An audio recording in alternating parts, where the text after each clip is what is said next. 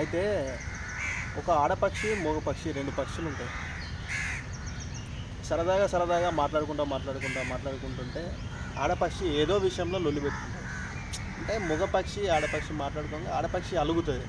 మగ పక్షి బతిలాడతాడు, ఆడపక్షి ఇంకా రెచ్చిపోతది. మగ పక్షి బతిలాడతాడు, ఇంకా రెచ్చిపోతది.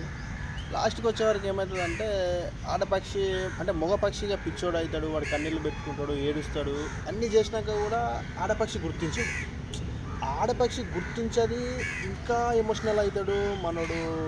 ఆడపక్షి అయినా గుర్తించకుండా ఇంకా రెట్టింపు చేస్తుంది. వీడు బతిలాడతాడు, అది రెట్టింపు చేస్తుంది. ఈ బతిలాడతాడు, రెట్టింపు చేస్తుంది. లాస్ట్కి వచ్చేవరకు ఏమవుతుందంటే ఈ మగపక్షి అనేవాడు పిచ్చోడైపోతాడు. వానికి అసలు వాడు ఏ మైకంలో ఉన్నాడో అర్థం కాదు. వాడేం చేస్తాడంటే వానికి ఇష్టం వచ్చినట్టు చేసుకుంటాడు.